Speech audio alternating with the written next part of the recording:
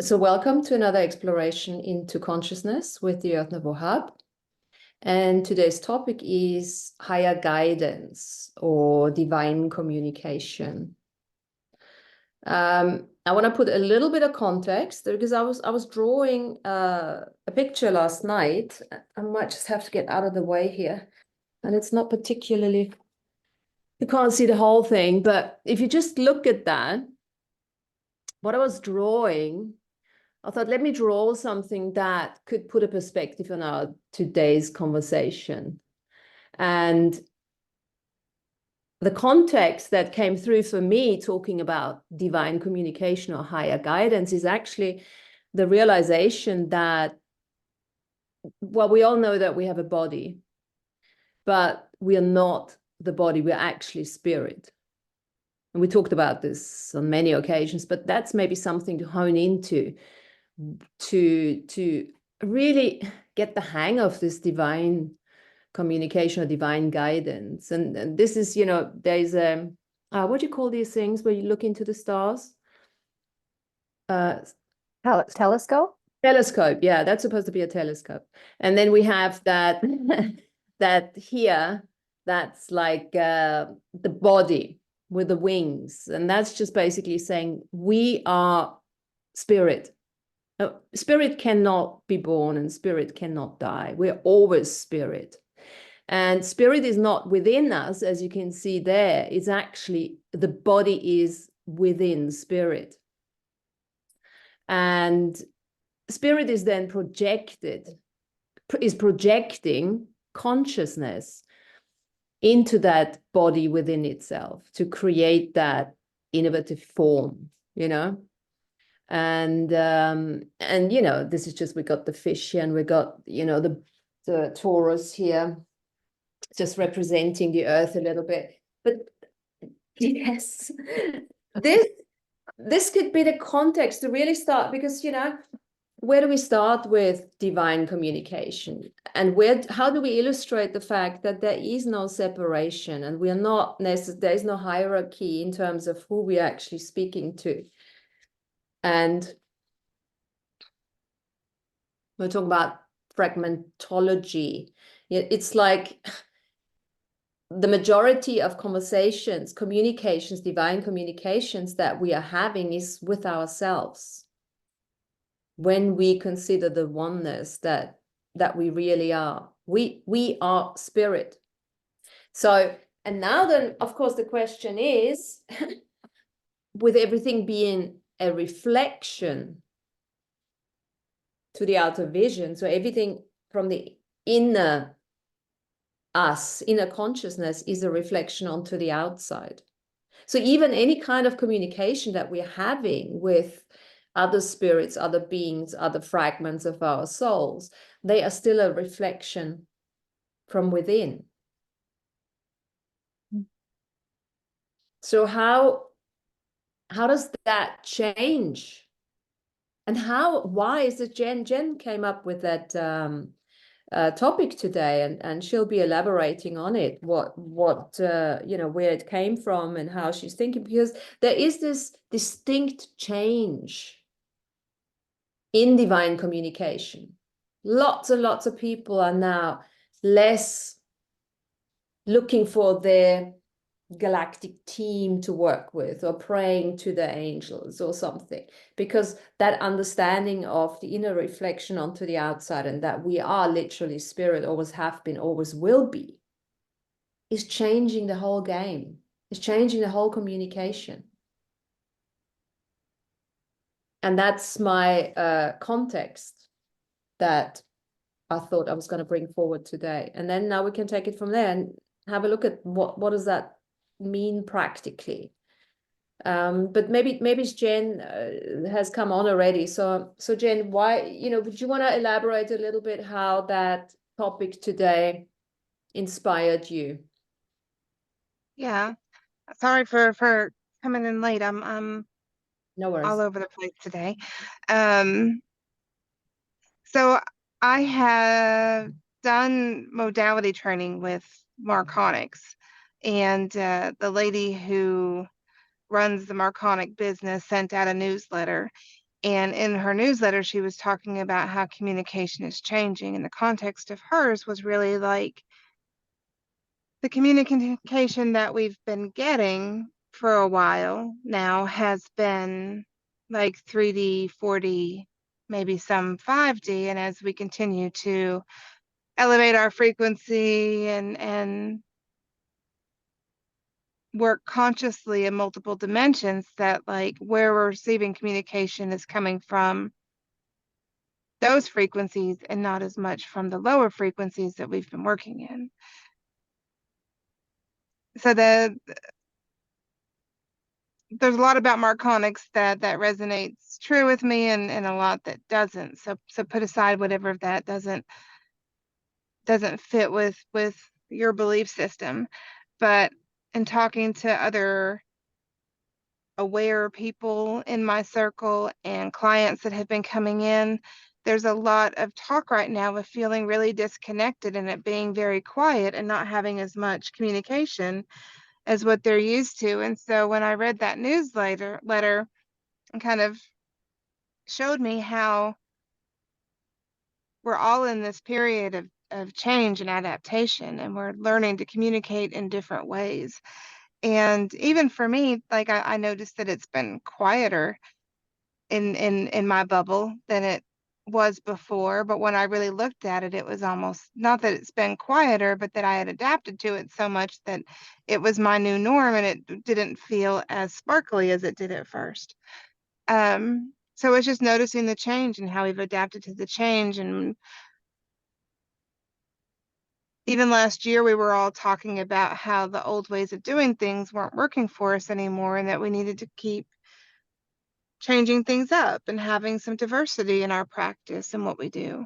So all that kind of fit together for me as I was looking at the subject for today. And I am coming into the conversation late, but in hearing what you were talking about, Martina, obviously we are all spirit, we are all source.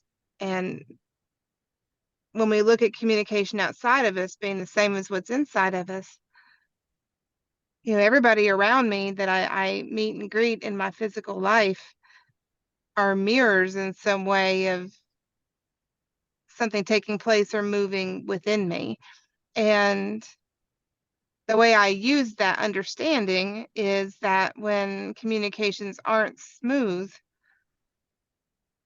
there's really no point in getting into an argument about it or in getting triggered by it because I'm just fighting with myself, right? So how do I use that in a positive context to be able to flip it around back to myself or what I need to look at or how I need to adapt my behavior? I like that context and I like looking at things in that way because really everything in my reality is within my control. And I don't mean control as in domination and control, meaning it's all choice. I get to choose my experience. Some days I choose to make it easy and some days I don't. But it's all my choice and nothing is out of my control. I'm not a victim in anything. All I have to do is change my perception of the situation to be able to shift it.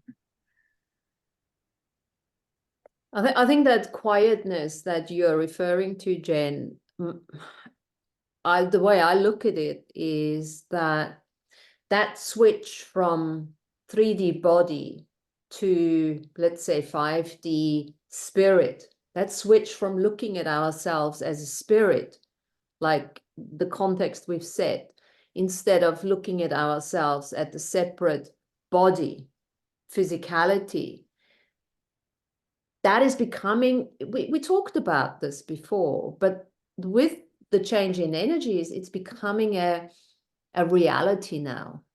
And I think that, and I wouldn't say it froze people, but it's just like, and even if it's not a conscious sort of idea at the moment, it's becoming more real.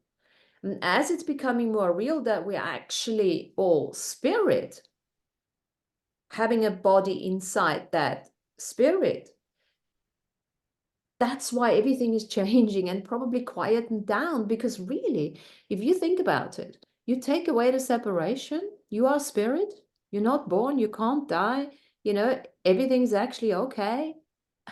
What is there to even talk about? You know what I mean? Mhm.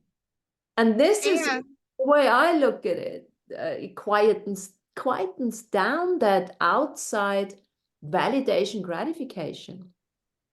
that's right. The more aware you become and the more settled you feel in the knowingness that you are spirit just embodied, you don't need as much guidance and reassurance, and you don't need to have the mystical experience 3 times a day to believe in it, because you don't, it's not that you even have to believe in it anymore. You are it. And wouldn't you guys also say that this is why what I'm perceiving with myself, or, you know, even with others, is what has become more to the forefront now is the humanness.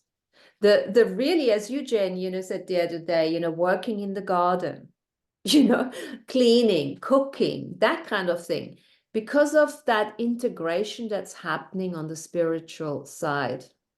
As we are opening up our perception and our levels of awareness, the mundane even becomes much more enjoyable and gratifying. Which I think goes back to what we were talking about last week or the week before, that like we always come back to the 0 point. We always come back full circle. Like that's going back 360 degrees, because we we're humans and we struggle with being humans, and then we find our higher selves and spirit and the mystical and all the things that make us really sparkly outside of our body. We experience all that, and then we come right back to what we're here for, is to be human. Like the fun of being here is the experience of being human. Come back to 360. I just wanted to say, Hola, Naya.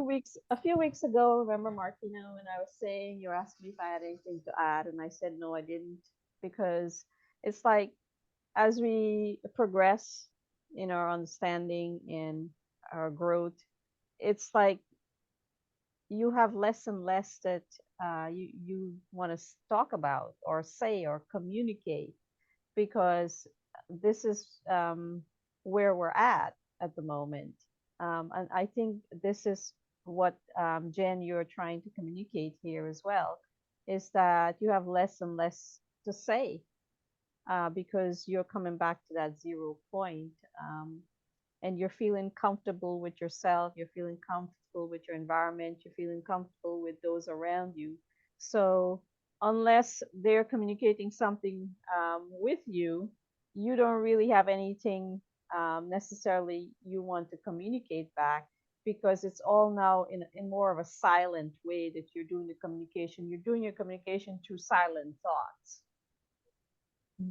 if there's something to communicate. And this is one of the things that I came into recently, to my understanding, that it's all it comes back to your thoughts, what you're thinking, and what you're thinking um, creates the good frequency or negative frequency. It all boils down to your thoughts. And your silent thoughts can provide around you the environment for you, and it can, and negative thoughts just seem to shift out of the way when you are present in the environment. And I've noticed that recently, where I was in environment with lots of people, and then um, just being present there, and bringing in my own quiet thoughts or verbal thoughts, uh, it made a shift in other people's communication back in a more pleasant atmosphere, pleasant way, and everything like that. So this is an interesting topic to discuss here. Thanks for letting me share that. No, thank you. One of the things that this conversation is making me think of is a teaching that I heard from Chief Golden Light Eagle in one of the 1111 Star Nation seminars. And what he said was that your guides are part of your soul, right? That any being that is like a guardian or guiding you, it's actually part of your direct trajectory, just in higher frequency or unseen frequency. So I think that, you know, as we're talking about the soul shard recovery, you know, for Lana, for her journey, and the way that we're raising our frequency and integrating with that higher frequency energy, it totally makes sense that we're not hearing the same guidance that we did, or things are quieter, because as we're raising our frequency, we're in a place that we can integrate those parts of ourselves as well, bring those shards, so to speak, like back into the oneness, instead of having the perception that they're separated. So then all of those voices become more of our own.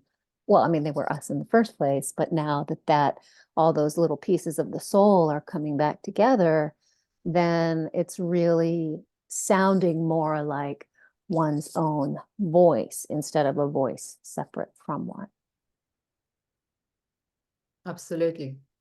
And, you know, like, I mean, let's speak for us here on this call, and who and the people who are probably, you know, watching the replays of this. There has gone a lot of work into the healing, the mastery work, the sovereignty work. And that fragmentation, that soul surgery that we've been doing, that, you know, over years, over many years now, by just, you know, changing our awareness and broadening our perspective and everything, that takes out an unlimited amount of our old versions like this. One aha moment can take out 500,000 versions that were connected, right, to that particular thought. Now, those 500 versions that got kicked out or integrated, whichever way you want to, you know, call it, they are now no longer chatty on the outside, you know, wanting to have a say, wanting to communicate, wanting to either argue or align or agree, because they are now part of the bigger picture. And they are now also appreciating that they are spirit and always have been spirit, and they are not lost in the void space anywhere. And this is why, you know, it's always been so important to acknowledge our ancestors, yes, as teachers, but also us, people with bodies, foot on the ground, boots on the ground. We are here to contribute to their healing, right? So our ancestors, there is a mutual contribution going on. And that deafening of that noise is part of you having done a lot of great work. Now they're shutting up because they've got nothing to say anymore, because now we have come together to actually start enjoying ourselves. And like Jane was saying early on, that 0 point. I was listening to Bajar the other day, and he was actually saying beautifully, the duality never goes away, because as long as we're in form, we have duality, we have a shadow, and we have the negative or the positive, whatever you want to call it. But it's that triad, that triangle. It's that thing in the middle, that 0 point Jen was talking about, that point of balance. Now, if you think about that scale, we've got all these shards, let's just call them shards, fragments, aspects of our, be this now, you know, ancestors, or, you know, whatever that would be.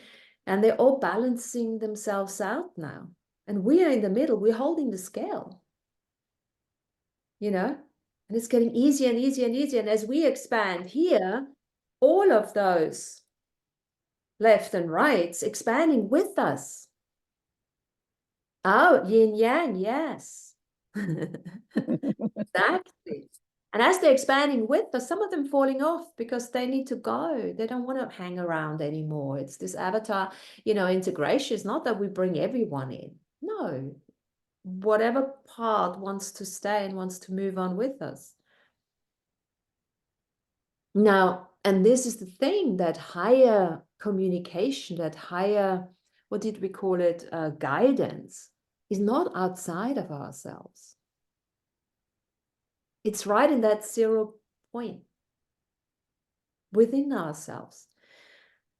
And that's the beauty of that quietness, that solitude, that hermit, which I have started to become so much more appreciative, of late.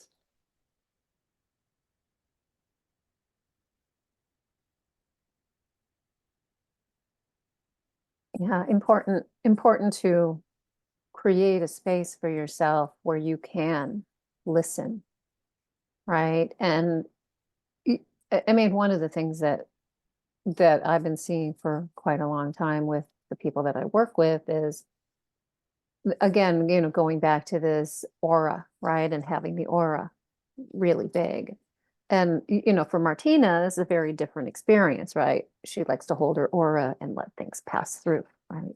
But I think when you're just getting into this spiritual work, having an understanding of how to expand and contract that energy so you can bring it close to your body, and then having an understanding of knowing what's yours and what's not, right?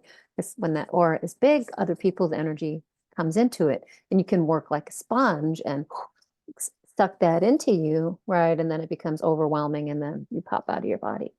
But when you're like grounded, embodied in that way, and no one else's energy is in your energy field, I think it's much easier to listen to your guidance, because you don't have this, I don't know, like emotional loudness that's, take care of me, take care of me, take care of, but it's not even yours to take care of.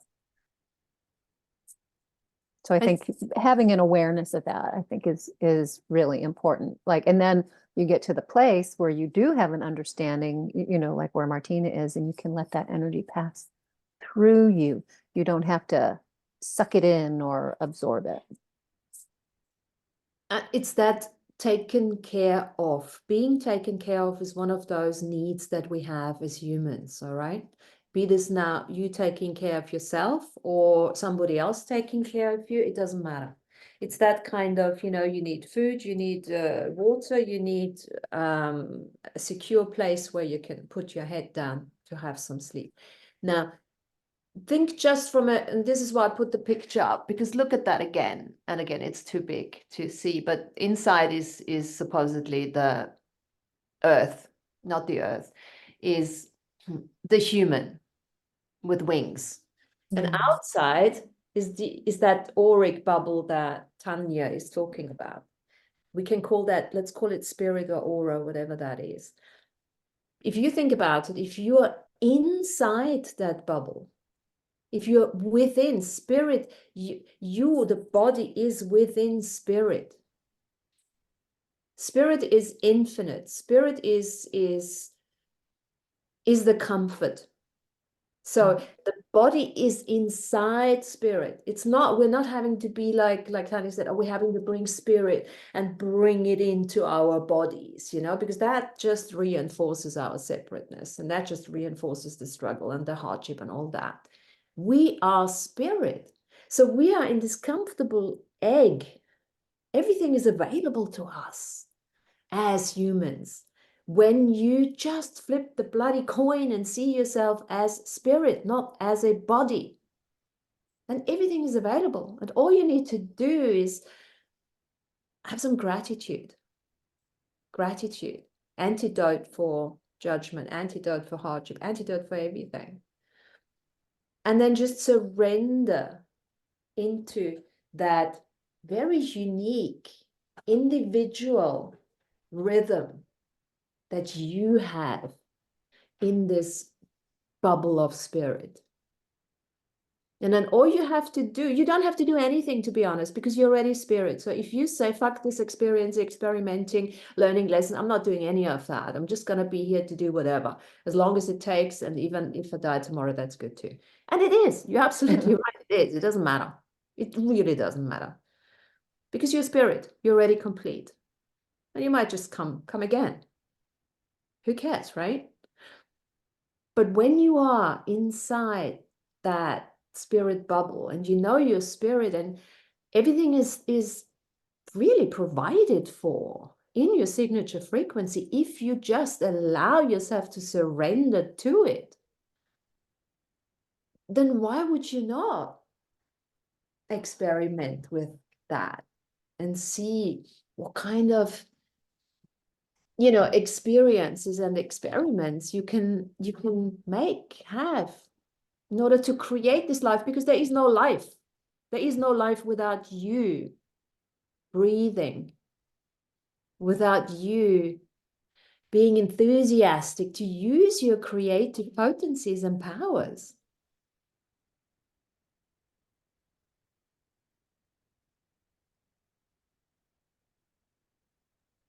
So It since makes there's life silence, interesting. Go so ahead, let me Lana. Sorry. yeah, that's all right. So as Martina, you're talking and I'm looking at the picture behind you. This is my perspective and some conclusion that I was coming up with of late. Um, and when I'm looking at your picture and you're talking about spirit and all that, what I'm actually seeing is a guitar behind you. The shape that you created, from my perspective, is like a guitar. Now, what does a guitar do? A guitar produces sound, right? I can't hear you. I love it. I didn't know what that was when I drew it. Yes, Makes a guitar. perfect sense. Yes, I love it. So the guitar produces a sound, right? Or beautiful sounds. So what I was working with, in the Bible, it said in the beginning was the Word, and the Word was God. And how does it go? In the beginning was the Word, and the Word was with God, and the Word was God, right? So when I was thinking about sound, right? So what I came up with in my conclusion is in the beginning was sound, which is the word, right? Words create sounds. So in the beginning was the sound, and the sound was with spirit, and the sound was spirit. So sound is an audible expression of thought. However, one cannot express thought or sound without intelligent consciousness, which comes back to being spirit again. So in the beginning, sound or right thought was the primal power, the well-balanced, intelligent goodness. The conclusion is that the primal power slash force slash intelligence is sound slash frequency and pure light with intelligent thoughts. That is, of course, mind or consciousness. So light and sound, which is frequency, are inseparable. It is one and the same thing. So spiritual sound slash light is actually what sort of like the spirit of the universe is. So this, to me, spirit is actual sound and light combined as the same thing, because light is intelligence and sound is what would create a shape or a form that you would see. It is and the brighter, how can I explain myself? um, as you say a word, it creates a frequency, but it comes first from your thoughts. And if you don't have a good thought, you're not going to express the frequency that is positive. You're going to express, if you have bad thoughts, you're going to express negative frequency, right? So the better your thoughts that you have, the higher your frequency will rise in a more like higher definition, right? Now we have concept of higher definition, 5D, it's sharper. And so, which means your intelligence is getting more developed. You're gaining more wisdom, and in that sense, your light becomes brighter, more high definition light. So it's high definition sound, high definition light, and so that is combined together, and it is all spirit. And spirit is sound, frequency, light, intelligence, all combined. No matter what synonym you use for the one, intelligent universal being or whatever. But that's my conclusion that I came with so far. It's all has to do with sound and intelligence, which produces light, combined together. So let Does me that confuse you? No, Does no, that no, make no, no. sense? It's beautiful. It's a beautiful high picture perspective. Yeah. Now, let me just add to the intelligence that you are mentioning here is choice. So higher guidance includes the intelligence that you're talking about, which I like to express sometimes through choices. So we have a lot of, as you move, let me just let Sandrine, as we move into the higher planes of awareness, the choices become accentuate, get bigger choices, more choices, or at least that's what we think. Because, you know, the limitations are reducing, and the choice points become much more available to us. Now, so what that comes back to, before you move on, all comes back to your thoughts. What type of thoughts are you having? Are you having good thoughts, or are you having bad thoughts? Are you having the thoughts that would bring more light around you, that would expand to others that are around you, and others would notice that and be more at peace? Or are you producing thoughts that are so nasty or negative that those around you just turn away and walk away from you know? And that all has to do with you brightening up, or you're dulling your light, right? yeah, and kind of thing. yeah, do you want to say something now, or no? And this brings us back to what Jane said earlier on. Jane said, you know, as we're moving into higher dimensional thinking, the thoughts have a different quality to them. There's more clarity to the thoughts. There is more simplicity to the thoughts, but there's more expansion to the thoughts as well. And the more we do that, our signature frequencies start vibrating on a much clearer sort of vibe. And as you say, Lana, you were talking about the sound now. What I would like to do, because we're talking about higher guidance, let's ground this in now, because we want to talk practical as well. This is a beautiful high concept.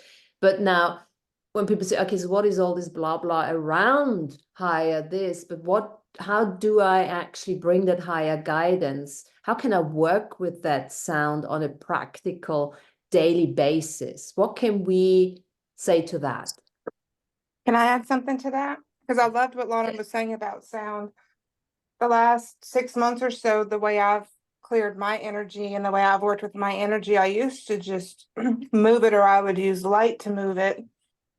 But now I've been using sound, and so I tone, I hum, and going back to everything being within yourself, like instead of using like a singing bowl or a tuning fork, I use my voice, even mantras, things like that. So the power of sound is something that I think we're going to be using more and more and more and more, because we can I can use sound more easily to match my frequency to what I'm looking toward next than I can do anything else. So sound is a great way of being able to match that signature frequency. Well, and I think too, what Lana was saying about the way you think, right? And how important that is in the way that your reality is created. I mean, I think one of the most valuable things that we can do is, you know, when we hear those negative thoughts and feelings, is to just say, no, thanks, right? I mean, go into it and explore it. But if you're hearing negative thoughts and feelings on a loop, just say, no, not today, right? And put your hand on your heart and just say, I love and accept myself completely, right? To negate the negative thoughts and feelings. And once that gets out of the way, right? Once you practice that for a while, then those thoughts stop happening. And once that gets out of the way, you're free to sort of move into a higher vibrational state that allows for a different type of creation instead of just that negativity boomeranging back on yourself. Yeah, I like what you're saying, Tanya, because what I would do when those negative loops would start coming around, you know, each one of us has a different way of getting rid of that. And what I would say sometimes, I catch myself saying, I would say, stop it now. I don't consent to you being here. And so that would sort of push that out, and my natural self will be coming back into the presence, and the peace would be there. And I would say, oh, Great Spirit, help me to find peace within myself. And in no time that peace would return, and all that negative loopy nastiness, you know, circling around you looking for a home, in a sense, just disappears out of your space, you know. So I like that. But it takes a lot of work over the years to get to that point. So I don't want people to think, who might be listening, that, oh, it doesn't work for me. And it doesn't happen overnight. It takes a lot of practice to get there.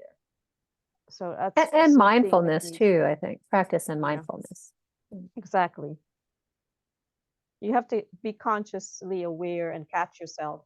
And when you catch yourself, you do what is necessary in your own little way to be rid of that, and to bring the spirit back into your awareness and say, you know, there's only one mind, and this mind is my mind, and it's the mind of the entire universe. Sandrine, you have your hand up. Thank you, Lana. Yeah. Mhm. Yeah, I'm jumping in on this because I have been exploring over the last few months, as I said, with sound healing. And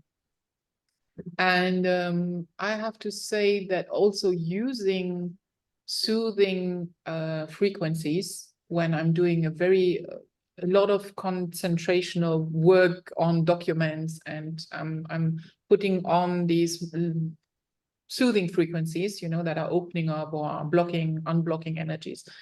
And I have found out within myself a certain stillness, I would say, a certain calmness, which has come through in a few other levels as well. And I think the sound was really, I mean, they call it healing, but the sound was really conveying this as well, helping me get to that calmer consideration of calmness. I rarely had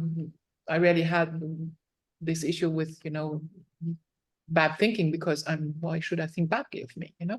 But okay, that's personality, I know. But but on the sound, and I also hear Jen talking about the fact that she's using her own voice. I have also integrated within my yoga more humming, humming within myself, listening it within myself.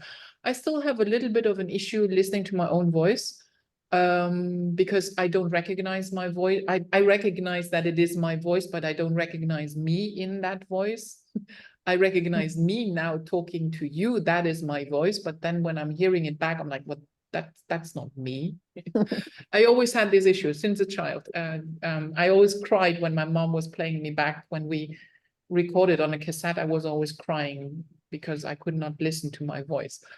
But I'm not crying anymore, but still it's kind of weird. Yeah, so I did the same thing, Sandrine. I've Oh, always really? had like an aversion to hearing my voice, like outside of like hearing me say it live. When I hear a recording of it, it was always like nails on the chalkboard. And now I listen to myself and I'm like, I don't know who's talking with that accent, but that's not me. It's like the longer I've been in the South, the more I've developed the twang. But it doesn't feel natural to me. Yeah, I have but that isn't that too, weird? actually. Yeah, I but have isn't that that too, weird? Sandrine. I have that thing about my voice. I never liked to listen to my voice being played back. And it nearly puts me off listening to the shows sometimes. If I'm speaking on it, I think, oh God, I absolutely hate when I come up when it comes up on the tape that I'm speaking, but it hasn't stopped me. I still do. But it's interesting what you're saying, and it's interesting, Jen, that you have that going on for you as well.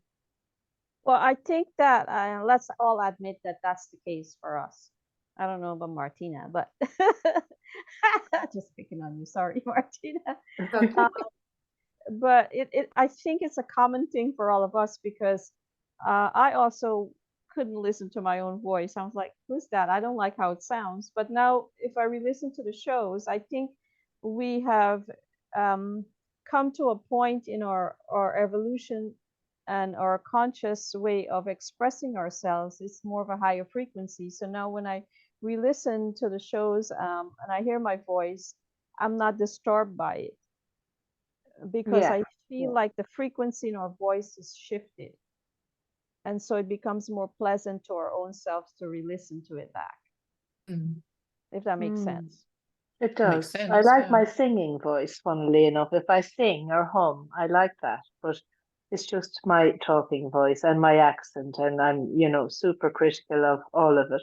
I love what you're all saying about sound, and I'm just going to say something because I'm going to have to go in a minute. What was I going to say? Let me think.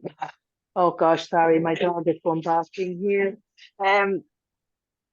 I'm just got distracted because the dogs have started to bark. There's somebody coming in. That's why I have to go. I thought I'd be able to say what I wanted to say, but I'm going to have to go. Sorry, folks. I will see Bye. you next week. Okay, Bye. bye. Hi, Mary. No worries at all. And So, I was just going to say what Marissa typed in the chat. Mhm. We were talking about the negative thoughts or listening to our voice, right? It's choosing to find a way to pattern interrupt when what's current isn't serving. How do you do that? Well, that's unique to what resonates to us. So I just thought that was relevant to what we're talking about right now. Yeah, thanks for picking that up. Thanks, Marissa. Yeah, thanks, Marissa. That song comes to mind. I used to sing this with karaoke. I shot the sheriff, but I didn't shoot the deputy. So we might still have an issue with our voices, but at least let's hope what comes out in terms of teaching or advice or lesson or whatever, pearls of wisdom, we're not shooting that, But apart from that, I totally agree. I think we all started off like that. I did make it my mission to be able to listen to my voice now without going into judgment, because it is really and truly one of those tools for higher guidance. And I think, and what helped me a lot was recording my own voice. And having written all those revocations and AB's revocations and really listening to the revocations in my own voice has been a huge level of fortification for my I am and for who I've become. I still not re-listen any of the shows, but that's a different story. It's not so much anymore that I can't really stand my voice. You know, it's also But fine. it's if you still have that kind of thing, or if you've never recorded your own voice, please do start doing that.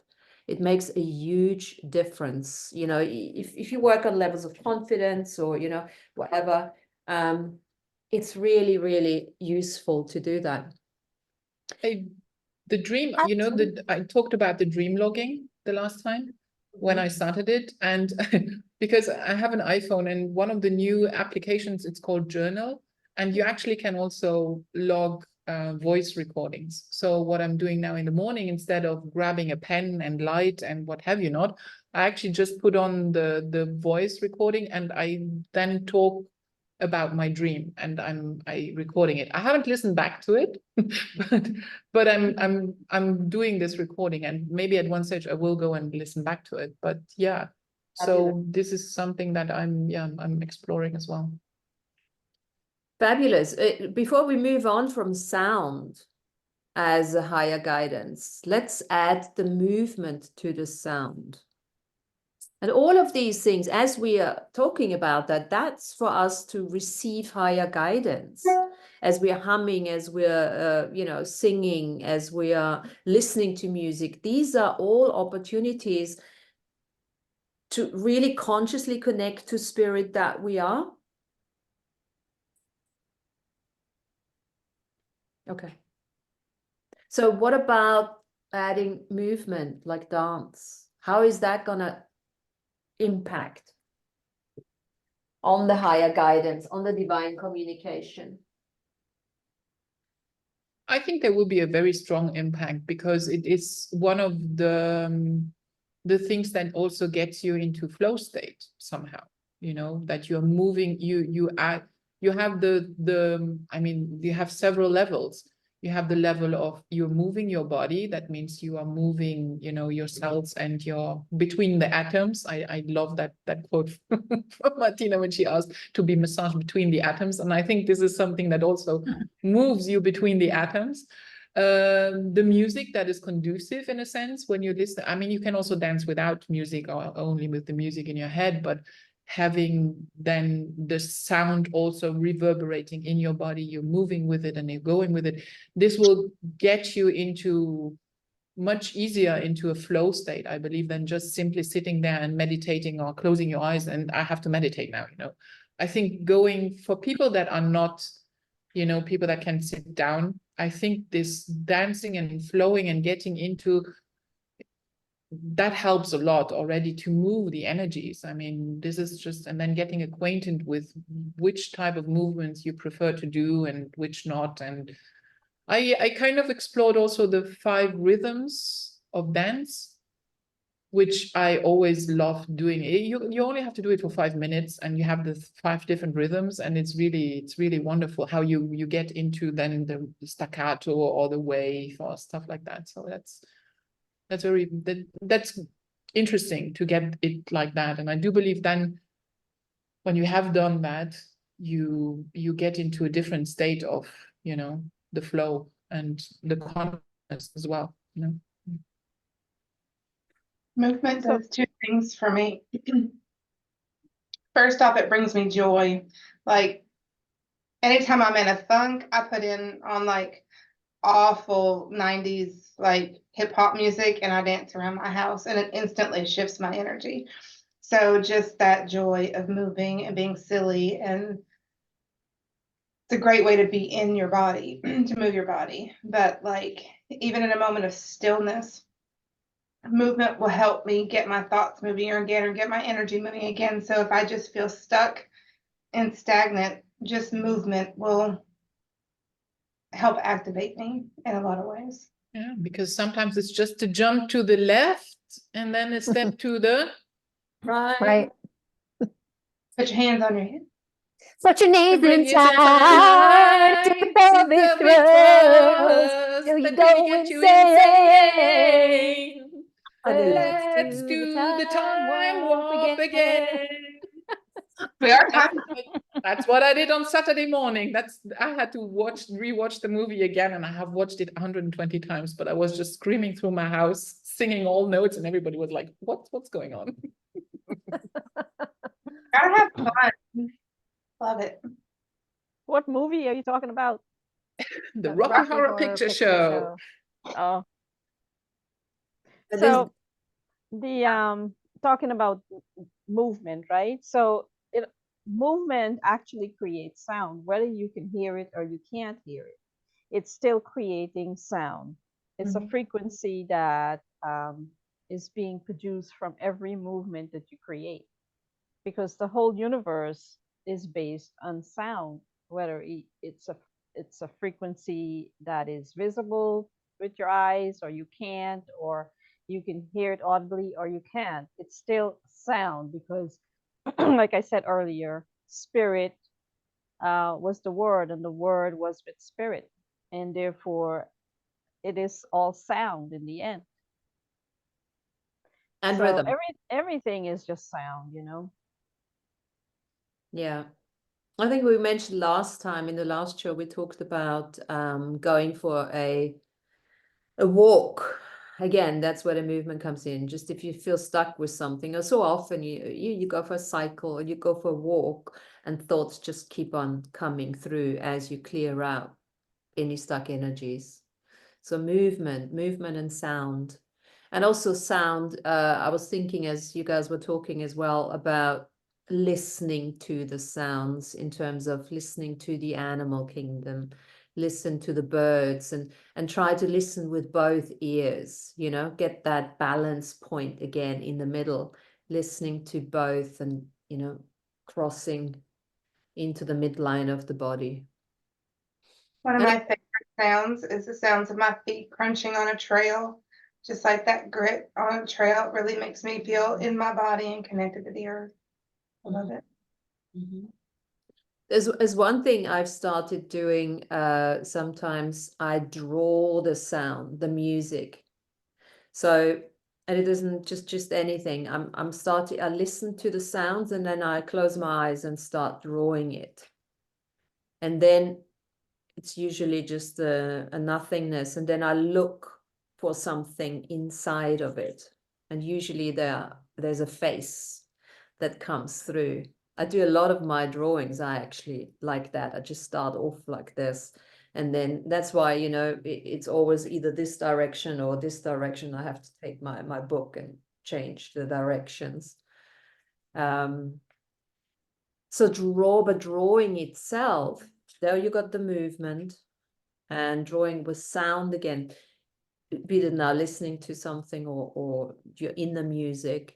All of these things are really that connecting to your higher guidance. And then you have something, you know, I always have a drawing and I'm like, where does that come from? So it's almost like that higher guidance is coming through. And then you can use whatever comes through metaphorically. It's like when I look at Lana, I'm so happy. I drew this thing there and I had no idea what it was. It just wanted to be drawn. And I'm like, okay, whatever, just put it there. You know, I can allow with my drawings, I can allow myself that. And then Lana looks at it and she says, oh, well, you know, your guitar there. And I'm like, yes, it's a guitar, Oh, a you know? mandolin. So that metaphorical metaphors, and I think this Yeah. is a big thing for storytelling, big Mhm. thing for communication. I think Alfredo is coming. So think about it this way, Martina. Yeah. Every your pen or pencil, whatever you're using, your ink pen, to create the drawing behind you, every stroke that you make, short stroke, long stroke, circular stroke, every shape that you're creating, but every stroke is a sound that your pen is creating. Mhm. So imagine how many types of frequency that was used with every stroke that you make to create that picture behind you in the shape of a guitar. So it takes a lot of different thoughts coming from you. The thought is a silent sound um, that is put behind each stroke that you make. So everything is created through sound. And when That I whole draw, picture is created through the sound that you created from your thoughts, because it's all coming through from your thoughts, putting on paper. when I draw, I drop into no time. And you can feel that, I think, when you look at my drawings. And to me, no time sounds like like not a vacuum cleaner, but it sounds like a vacuum, like an absence of space and sound. And like, to me, that has a sound because it has a frequency. So when I look at my drawings, I can feel that no time. When I look at your drawings, I can feel the no time that you sat in when you worked on it. Well, it's your sound, it's your song, it's your soul song. It's your signature frequency expression that comes out through the strokes. Yeah, and it comes in a metaphor today because now we're talking about sound, and your drawing is just perfect for today's topic, because it comes back to all that frequency in there. Yeah. And I perceive it as soon as I looked at it. I perceive that it is in our 3D reality. A guitar represents something that produces very, very beautiful sound, right? So you were creating that to present that today into the topic, to be part of the topic. And that's the higher guidance we're actually talking about, where you allow yourself to just scribble whatever comes through and you don't even know what it is. And then it takes someone else to actually make the connection. And that's higher guidance. Because Right. that was, that's beyond even my own thoughts, and Exactly. that's so fascinating. When we are playing with this higher guidance, and also we're talking about divine communication. That is divine communication. That is some artist version of myself coming through, or the musician version coming through. It's certainly not in this lifetime the musician, as Jen knows, and me and my hang pan. But but and that's the thing, and that allowance of it, and the difference, what we are from the very beginning, where we said once you step into the role of spirit and you see yourself as spirit instead of just the physicality of your expression, we don't have to pray anymore, because the prayer itself becomes a form of flow with whatever is. I don't have to speak to my angels in order to create a drawing or create something, because everything is inside out now. You are all of it now. Yes. Well, and it shows to me too how, you're talking about spirit just automatically flowing, right? Just using your instinct, using your intuition, letting your arm move the way that the flow is happening, and you're bypassing even, you're bypassing the throat, you're bypassing it, going directly from spirit out to your fingertips, out to your hand, to create the shapes and the energy that you're putting down on paper there with the drawings. And I thought it looked more to me like a pear than a guitar. And I'll give you that too. yeah, what I was thinking is, look at all of this richness that's inside this pear for digestion. I think when yeah, that's a juicy one too. A spoon. I mean, it also looks like a sort of, spoon. because it was hanging off that telescope, I thought it was like the pendant, the opposite to the human, the shadow side in a way, that was undefined.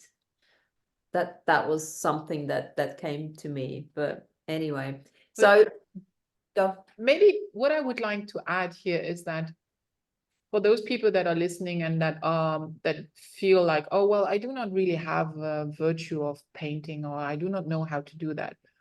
It doesn't really matter what you're doing. I think you can even add this when you're fabulous at baking. I mean, that is higher guidance. Okay.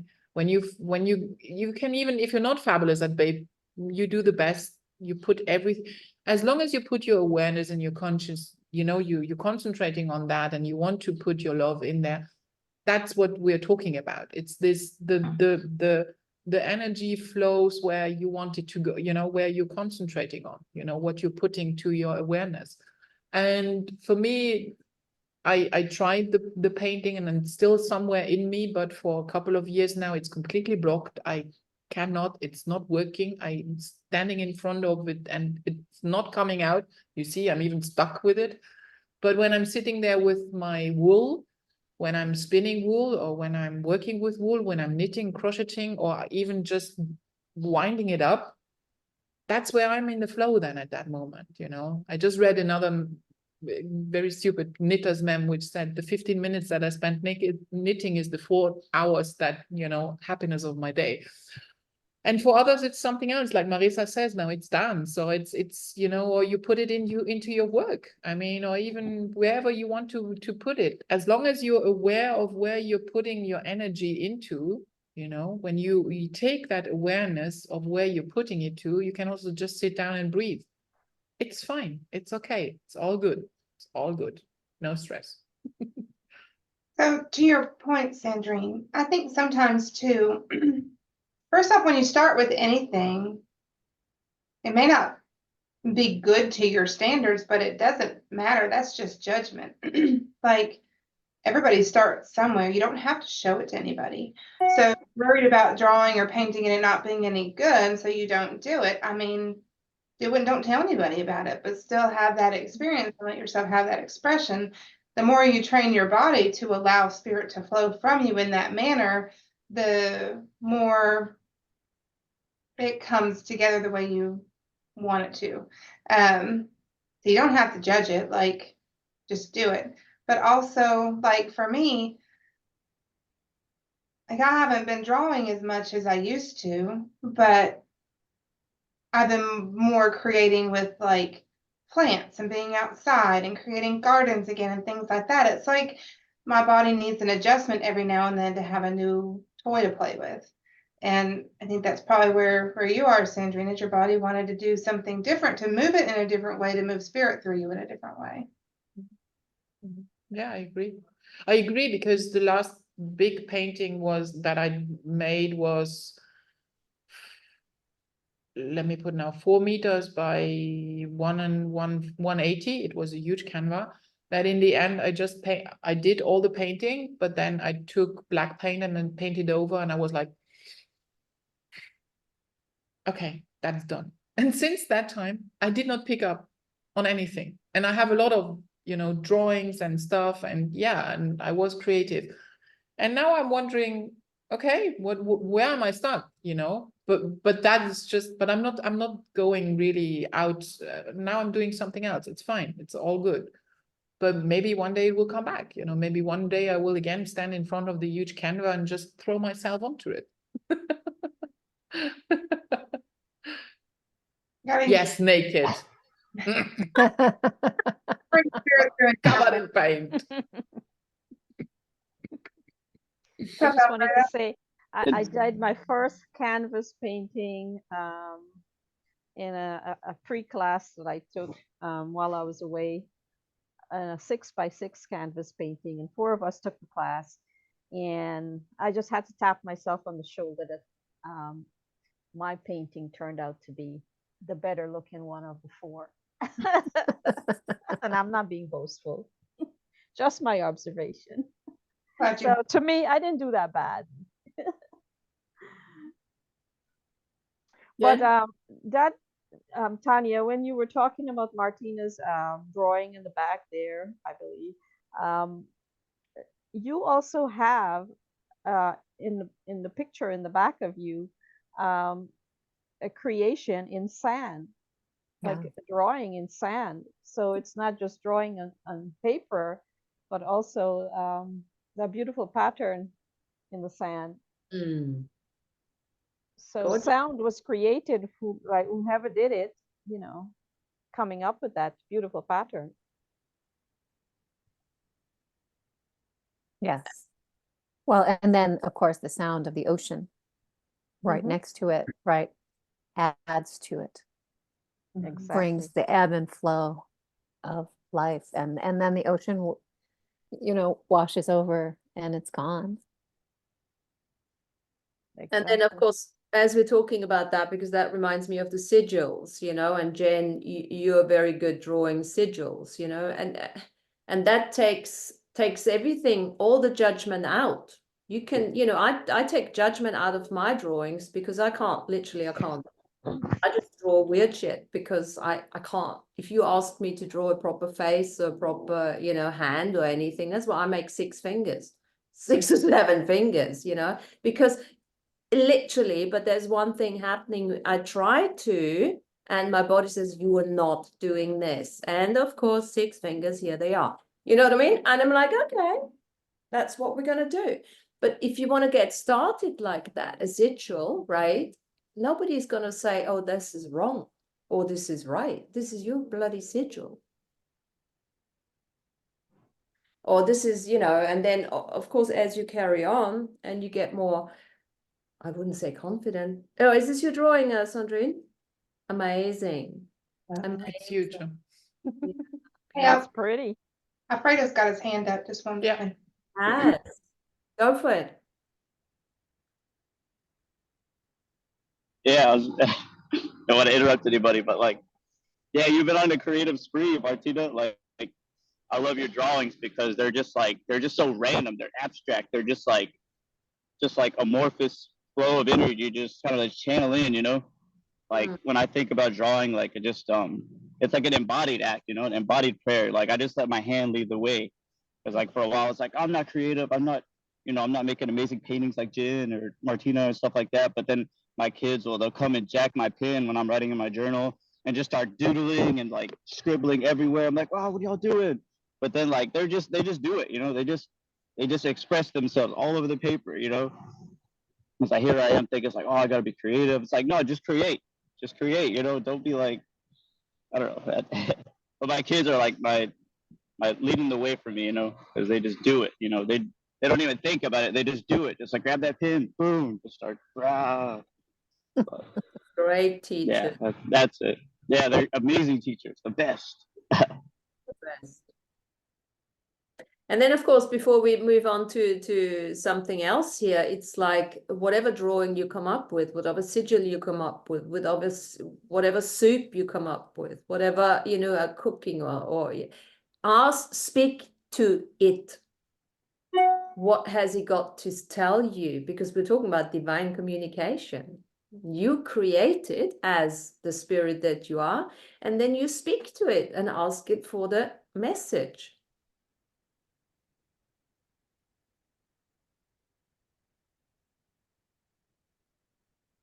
Sometimes the message don't come directly to you. It will come through somebody else to give you that message and tell you what it is. I never put, like when I post a sigil, I almost never put what it meant to me. I love to see what it meant to somebody else, how it was perceived by somebody else, because there's guidance in that as well. Absolutely. Like to just feel the drawings or the paintings because they all have like a different vibe coming off of them, Absolutely. Deal with the hands. Absolutely.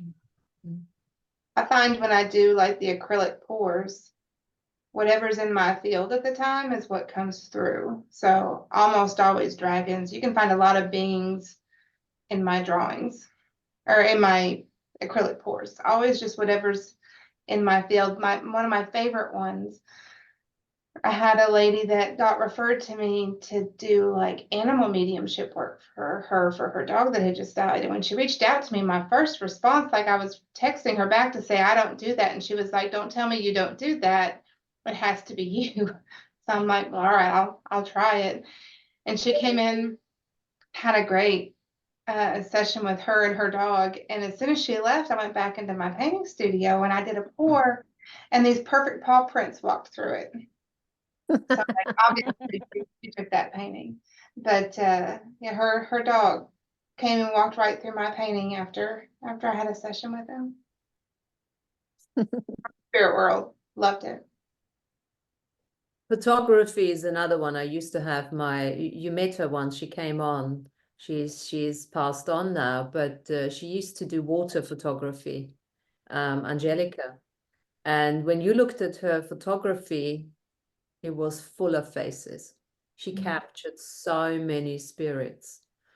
I did once, we did a show together. She had a vernissage, and I did a meditation, a water meditation. And a friend of mine was there, and that friend perceives the spirits through her solar plexus or her sacral, let's say the sacral, she could, and literally she had to leave after 10 minutes because she got really sick, because that meditation just brought them all to life. And she wasn't necessarily aware of what was going on, and it overwhelmed her slightly. So she actually left the room because it all got so activated, So yeah, and often, when you take a picture, it's not just you're looking for an orb, which could be divine communication, or a UFO in my case. It could be just, a particular pattern that really stands out for you. And clouds. I mean, can you ever now look at any clouds without seeing faces? Or tree. I can. Or I have, dragons. yeah, I have a huge canvas in front of, because I have a huge view outside of my balcony, and because now everything is drying up because we are going into really dry season. I have actually on one of the slopes, the trees have formed, and because they have lost their leaves, due to regression and dryness, they look like the side of a face, but it's only from a different angle, and I'm like, okay.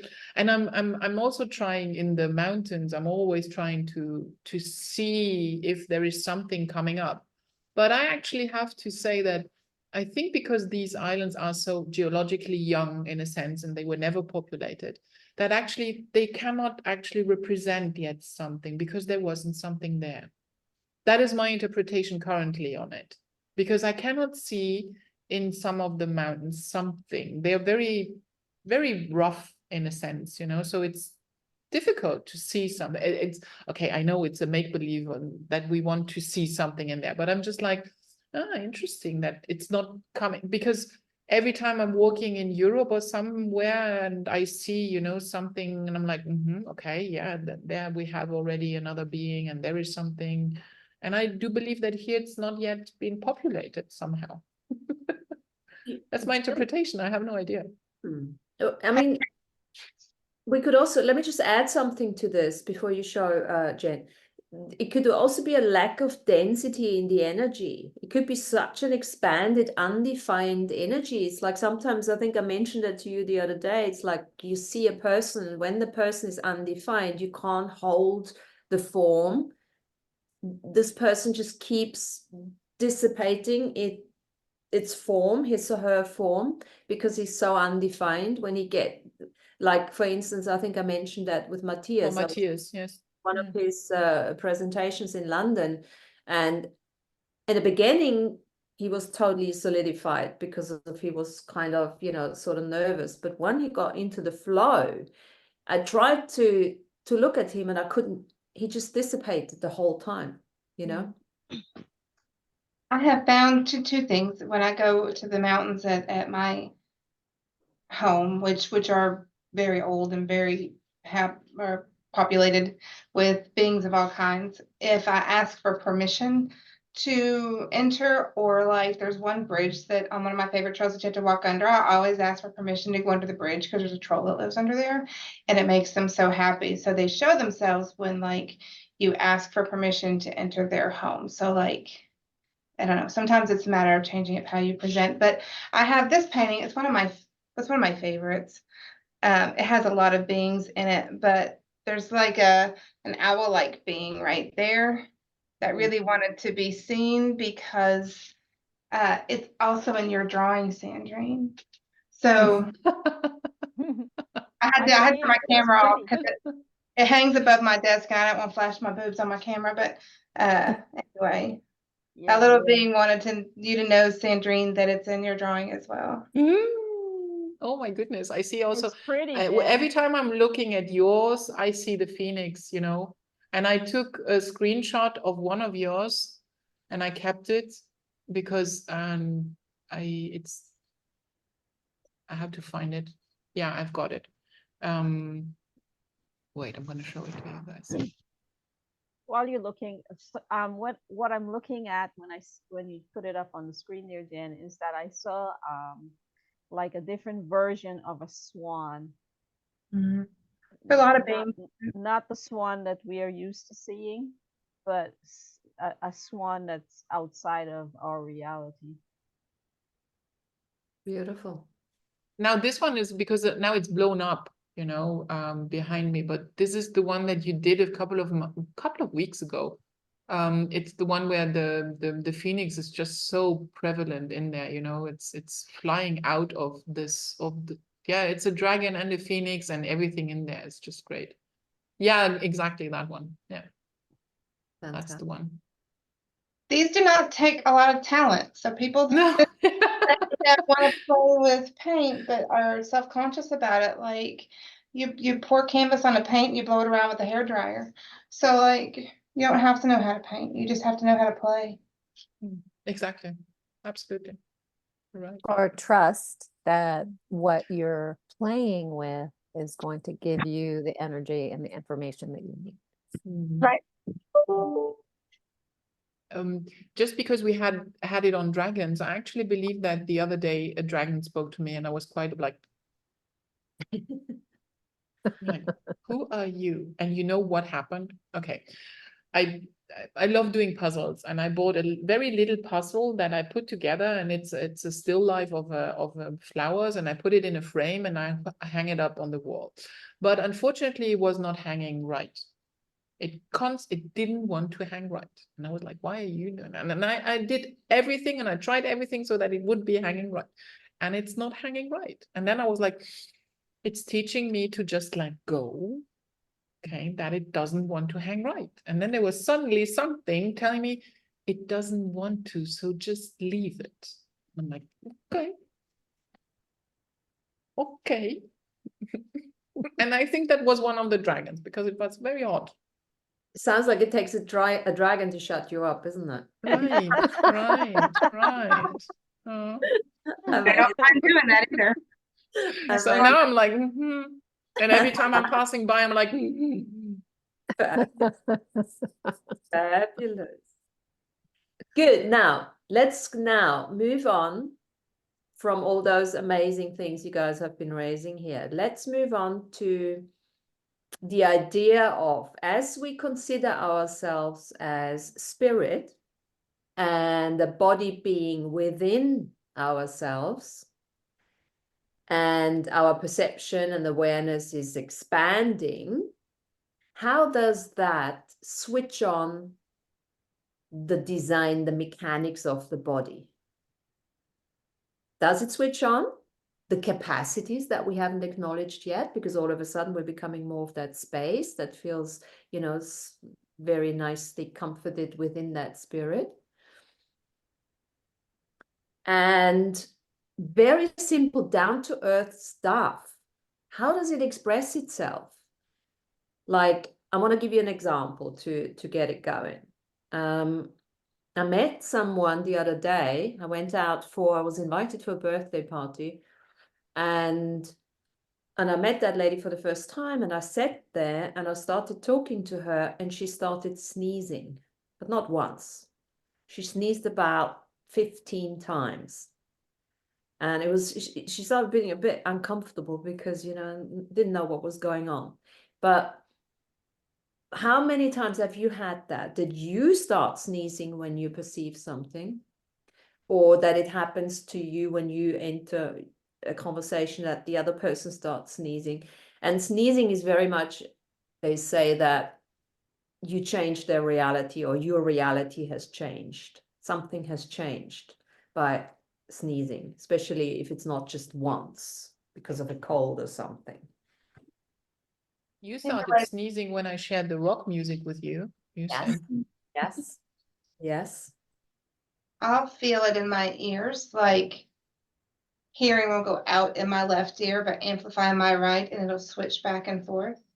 So I'll notice like that. I think when something is not right and you feel that in the pit of your stomach, like that's using your body as a barometer. Tripping over things, hurting yourself, feeling discomfort in your body, those are all ways of perceiving information using your physical form to do that. Yawning, Mhm. itchy head. When lots of spirit is around, I get a lot of itchiness in my head. Well, they'll poke at you. They poke at me, and so It's like, hey, talk to me, like, yeah. I had a fairy that would pull on my ear for like 3 months. Really? I got tired of it, and I was around a bunch of people, and I turned around and what? Talking about, but it got on my nerves finally. But often they just want to be acknowledged, right? Mm-hmm. Trying to get your attention.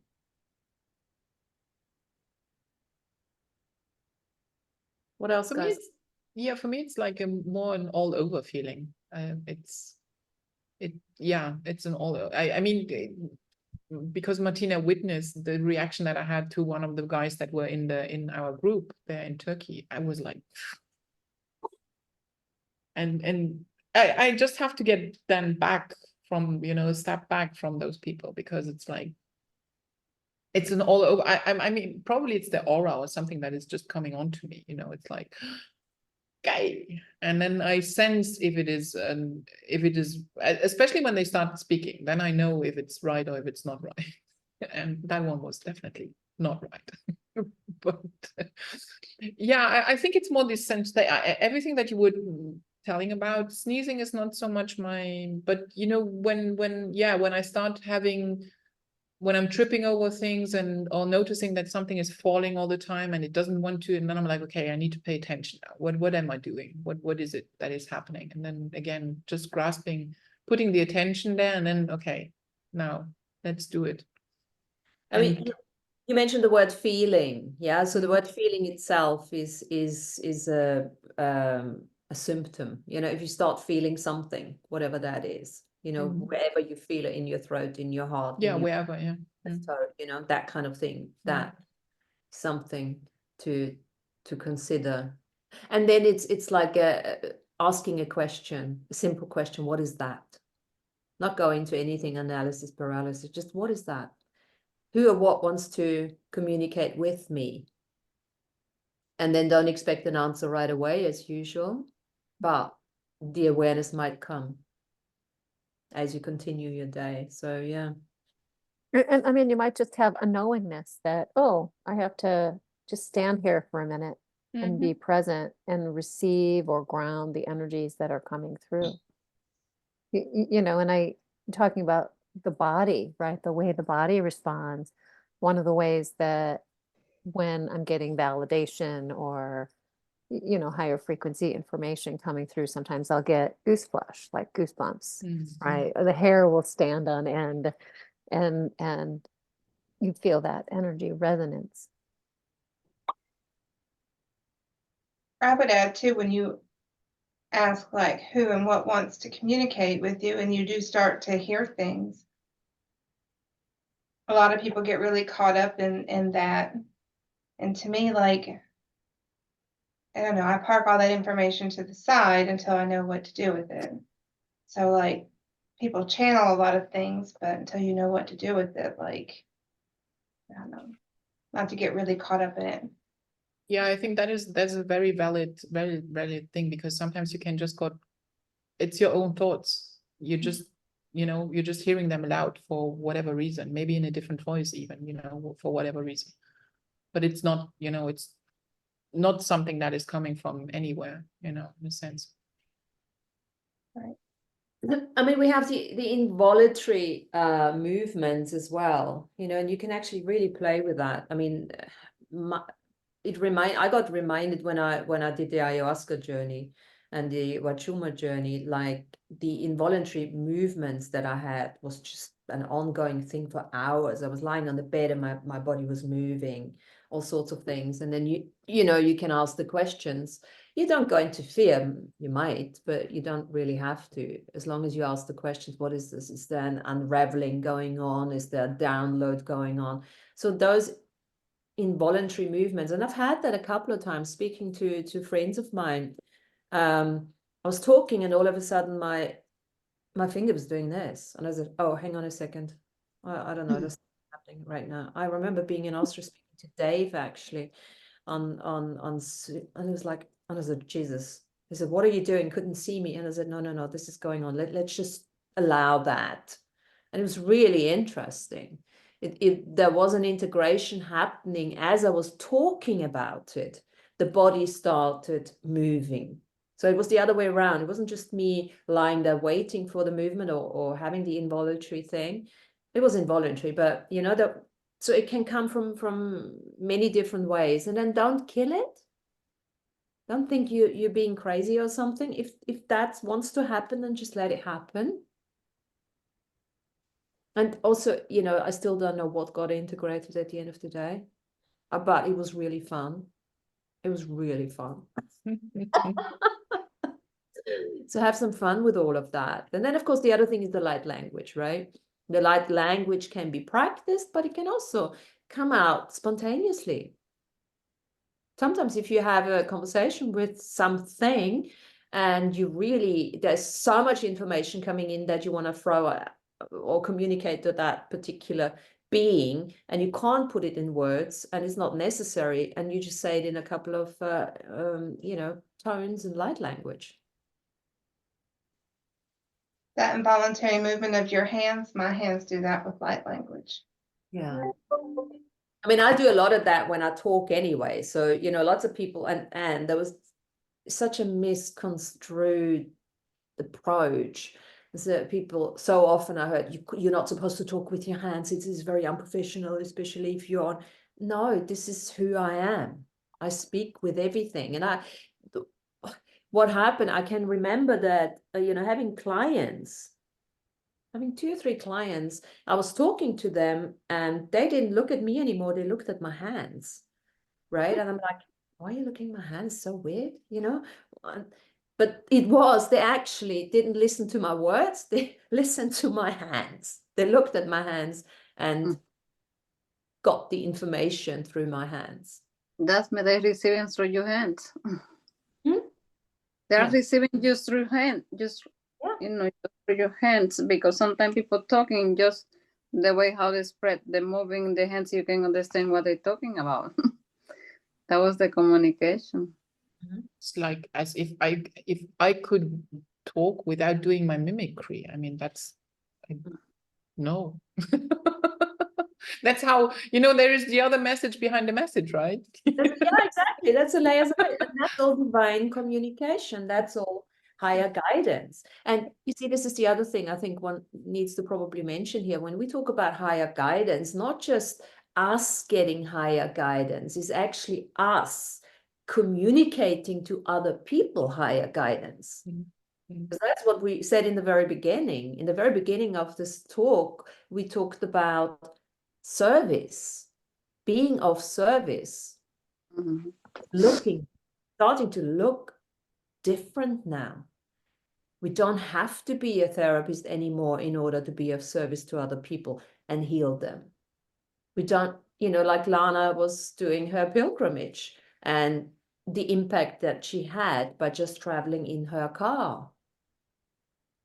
And this is another thing that is part of the divine communication and higher guidance that we need to start appreciating as we are becoming spirit living through a body.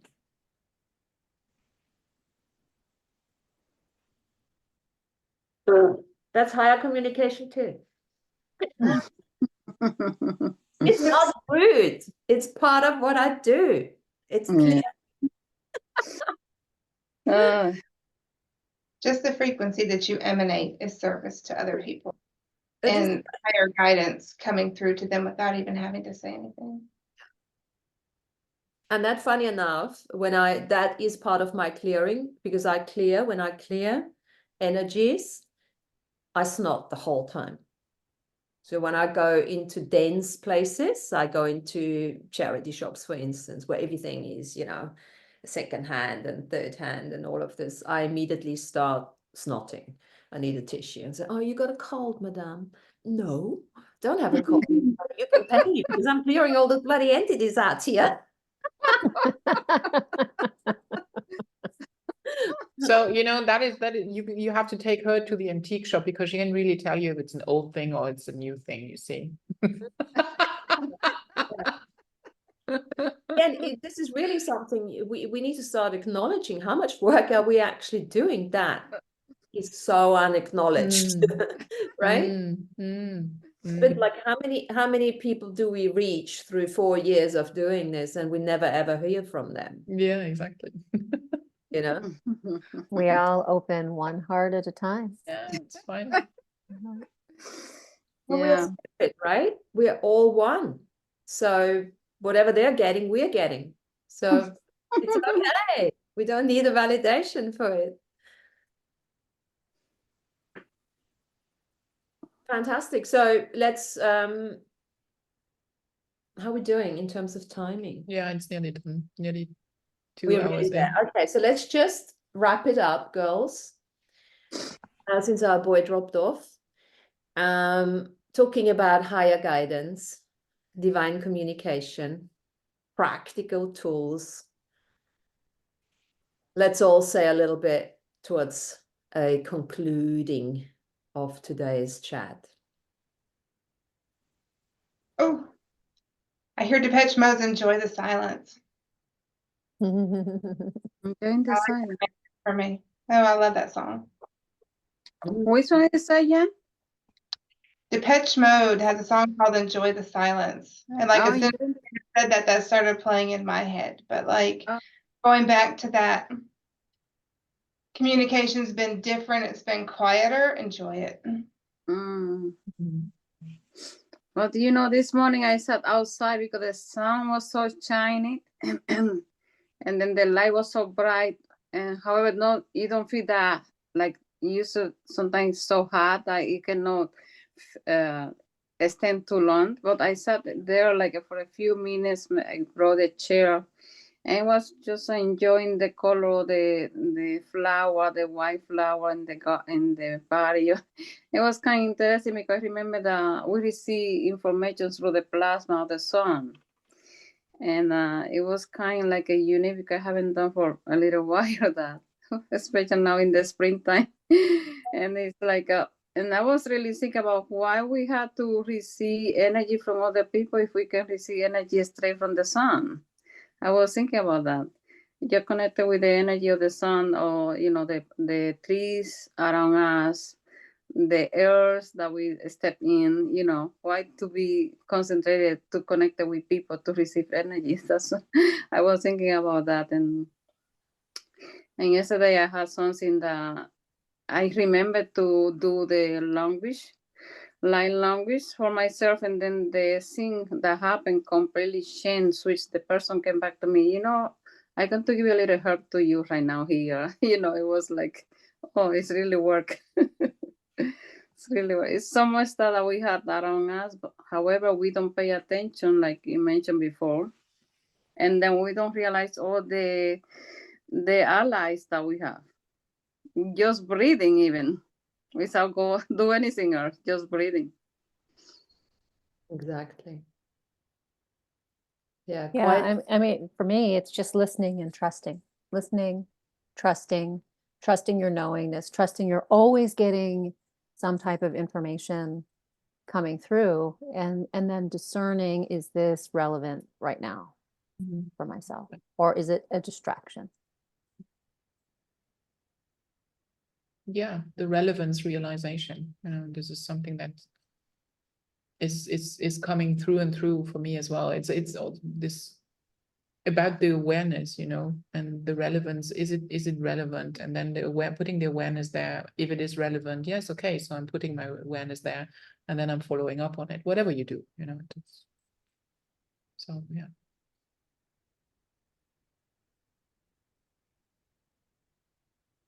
Lana? What can I say? What was the question? Oh, I'm concluding, listening to Wrap you. up. I'm like concluding listening. words for today. Concluding. Concluding words. Or not. Well, what I can say is change your thought process. You change your light. You change your frequency. So, what sound are you emanating from your thoughts? Good thoughts create high definition light, and the sound is clear, sharp, and crisp, which is also high definition sound.